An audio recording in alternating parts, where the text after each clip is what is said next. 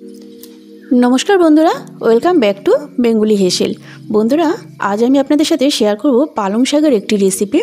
शीतकाल मानेई प्रचुर परिमाणे बाजारे पालंग शाकेर आमदानी हय और एई टाटका टाटका पालंग शाक खेते किन्तु दारुण लागे। बंधुरा आमरा पालंग शाकेर विभिन्न धरनेर रेसिपि तैरि करे थाकि, जेमन पालंग शाक भाजा, पालंग शाकेर चच्चड़ि एबं पालंग पनीर। पालंग शाकेर मধ্যে किन्तु प्रचुर परिमाणे ভিটামিন মিনারেলস এবং আয়রন থাকে। এছাড়াও আরও অনেক উপকারিতা রয়েছে পালং শাকের, যেমন ওয়েট লসের জন্য কিন্তু পালং শাক ভীষণ একটি উপকারী সবজি। বন্ধুরা পালং শাকের মধ্যে প্রচুর পরিমাণে ফাইবার রয়েছে, যার জন্য এই পালং শাক প্রচুর পরিমাণে খাওয়া কিন্তু আমাদের শরীরের জন্য ভীষণ উপকার। তো প্রতিদিনের খাদ্য তালিকায় যদি পালং শাক রাখা যায় তাহলে কিন্তু ভীষণ উপকারিতা পাওয়া যায়। তো বন্ধুরা আজকে আমি আপনাদের সাথে শেয়ার করব ডাল পালং রেসিপিটি কিন্তু ভীষণই সুস্বাদু একটি রেসিপি এবং ভীষণই হেলদি। তার জন্য আপনাদেরকে রিকোয়েস্ট করব বন্ধুরা পুরো ভিডিওটি দেখবেন, স্কিপ করে দেখবেন না। পুরো ভিডিওটি দেখলে আপনারা বুঝতে পারবেন রেসিপিটা আমি কীভাবে তৈরি করছি। তো এখানে আমি এক আটি পালং শাক নিয়ে নিয়েছি। পালং শাকগুলোকে ছোটো ছোটো করে কেটে ধুয়ে পরিষ্কার করে নিয়েছি। আর এখানে আমি অল্প পরিমাণে ধনেপাতা দিয়েছি।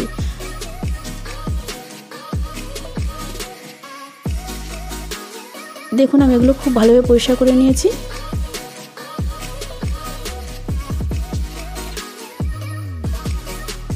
আমি নিয়েছি এখানে মুসুরির ডাল। বন্ধুরা ডাল পালং রেসিপি তৈরি করার জন্য যে কোনো ডাল ইউজ করা যায়, তো আমি এখানে মুসুরির ডাল দিয়েই করব। প্রথমে যেহেতু বললাম হেলদি একটি রেসিপি তৈরি করছি, তো মুসুরির ডালের মধ্যেও কিন্তু প্রচুর পরিমাণে ভিটামিন প্রোটিন রয়েছে, তার জন্য আমি আজকে রেসিপিটি মুসুরির ডাল দিয়ে তৈরি করছি। তো গ্যাসে একটি কড়াই বসিয়ে দিয়েছি, তাতে পরিমাণ মতো জল দিয়েছি। আর এদিকে ডালটাকে আমি ধুয়ে নিয়েছি। এবার এই ডালটা আমি জলের মধ্যে দিয়ে দিচ্ছি। ডালটাকে প্রথমে আমি সেদ্ধ করে নেব, তবে খুব বেশি একদম গলিয়ে নেব না। আপনাদেরকে দেখিয়ে দেবো আমি কীভাবে ডালটা কীরকমভাবে সেদ্ধ করছি। তো আমি প্রথমে দেখুন ডালটা জলের মধ্যে দিয়ে একটু নেড়ে নিলাম।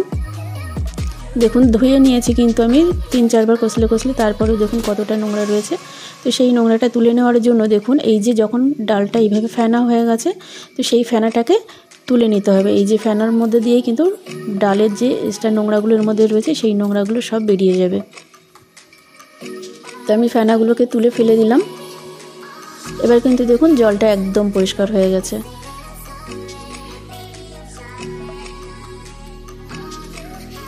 তো এবার আমি ডালটাকে বেশ সুন্দরভাবে সেদ্ধ করে নিচ্ছি।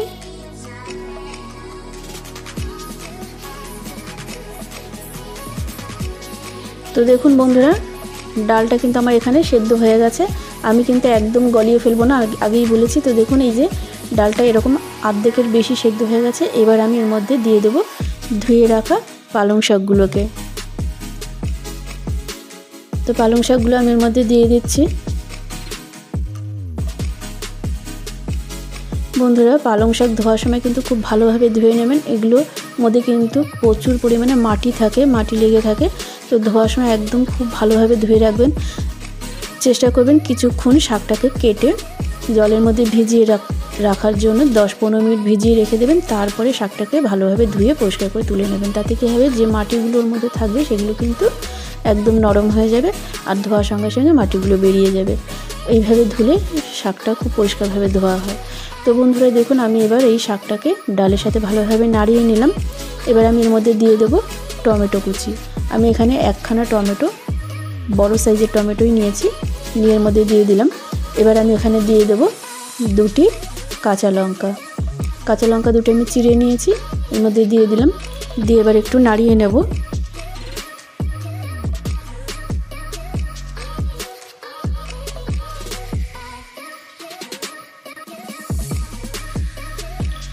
তো এবার এইভাবেই বেশ কিছুক্ষণ আমি সেদ্ধ করে নেব।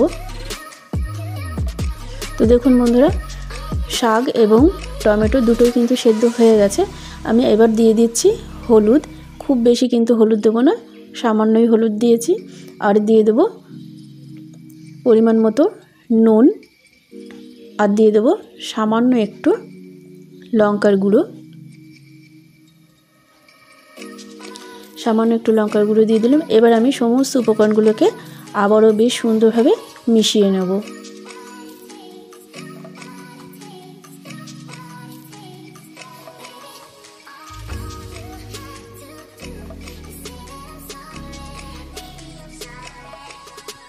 তো আবারও কিছুক্ষণ আমি একটু ফুটিয়ে নিচ্ছি, যেহেতু হলুদটা দিয়েছি হলুদের গন্ধটা যাতে চলে যায় সেই জন্য আমি বেশ কিছুক্ষণ আর একটু ফুটিয়ে নিচ্ছি। তো দেখুন বন্ধুরা, বেশ কিছুক্ষণ পরে আমি এবার এটাতে ফোড়ন দেবো। তো দেখুন একদম এটা কিন্তু ফোড়ন দেওয়ার জন্য রেডি হয়ে গেছে।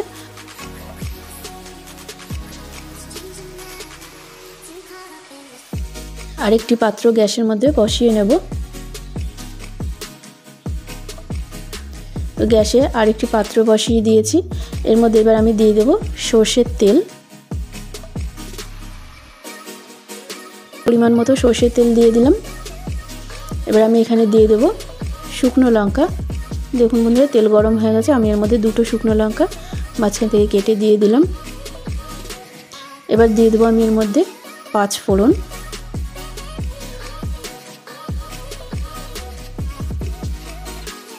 আমি এখানে কিছুটা 5 ফোড়ন দিয়ে দিলাম।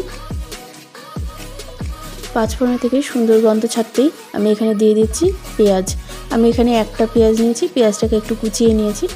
এই পেঁয়াজটা আমি এর মধ্যে দিয়ে দিলাম, দিয়ে হালকা ভাজা ভাজা করে নেব। বন্ধুরা, আপনারা যদি নিরামিষ হিসেবে এটাকে রেডি করতে চান তাহলে কিন্তু এখানে পেঁয়াজটা দেবেন না, পেঁয়াজ ছাড়াও এইভাবে ফোড়ন দিয়ে এটাকে রেডি করে নেওয়া যায়। তো বন্ধুরা দেখুন, আমি পেঁয়াজটাকে হালকা ভেজে নিচ্ছি।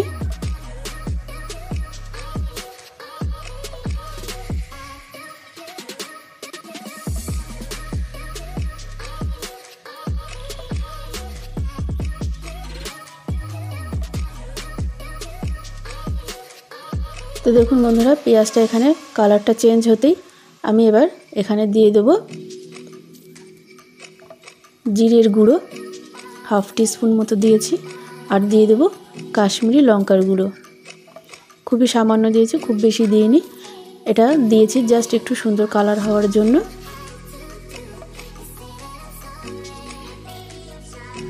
একটু নেড়ে নিলাম, নিয়ে এবার এখানে আমি দিয়ে দিচ্ছি ধনেপাতা কুচি। দিয়ে সমস্ত উপকরণগুলোকে একটু নেড়ে নিচ্ছি, খুব বেশি কিন্তু এখানে আমি জাল দেব না, জাস্ট হালকা একটু নেড়ে নিয়েই আমি গ্যাসের ফ্লেমটাকে বন্ধ করে দেব। কারণ এখানে যেহেতু আমি গুঁড়ো মশলা দিয়েছি, খুব বেশিক্ষণ কিন্তু করলে এটা পুড়ে যেতে পারে। তো দেখুন বন্ধুরা, এবার আমি এই উপকরণগুলো মানে ফোড়নটাকে আমি ডালের মধ্যে দিয়ে দিলাম। ডালের মধ্যে সমস্ত উপকরণগুলো দিয়ে দিলাম, দিয়ে এবার খুব ভালোভাবে নাড়িয়ে চাড়িয়ে নেব। আর বন্ধুরা, এখানে কিন্তু আমি কোনো মিষ্টি ইউজ করছি না, মানে চিনি দিচ্ছি না। আপনারা যারা মিষ্টি পছন্দ করেন তারা অবশ্যই একটু মিষ্টি দিয়ে নেবেন। তো আমি এইভাবেই এটাকে একটু নাড়িয়ে চাড়িয়ে নিচ্ছি।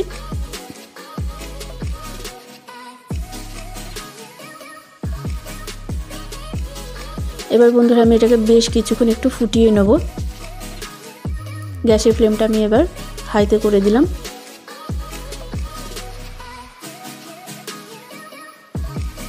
এবার বেশ কিছুক্ষণ ফোটানোর পরে আমার রেসিপিটি রেডি হবে।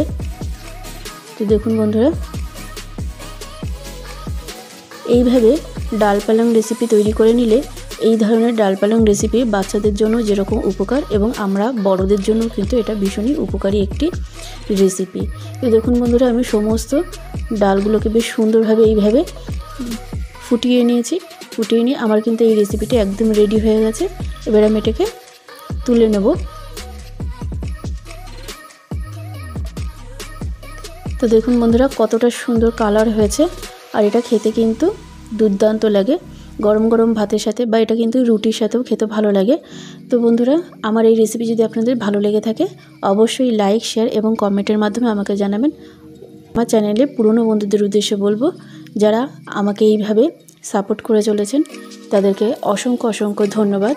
আর আমার চ্যানেলের নতুন বন্ধুদের উদ্দেশ্যে বলবো, যারা এখনও পর্যন্ত আমার চ্যানেলটিকে সাবস্ক্রাইব করেননি তারা অবশ্যই চ্যানেলটিকে সাবস্ক্রাইব করে রাখবেন, আর পাশে থাকা বেল আইকনটিতে ক্লিক করে রাখবেন। তাতে যখনই করে আমি নতুন নতুন ভিডিও আপলোড করব, ভিডিও নোটিফিকেশানটি সবার আগে আপনাদের কাছে পৌঁছে যাবে। তাহলে বন্ধুরা, আজকে এই পর্যন্তই। আবারও চলে আসবো পরবর্তী কোনো নতুন নতুন ভিডিও নিয়ে। আপনারা ভালো থাকবেন, সুস্থ থাকবেন, আর পুরো ভিডিওটি দেখার জন্য অসংখ্য অসংখ্য ধন্যবাদ।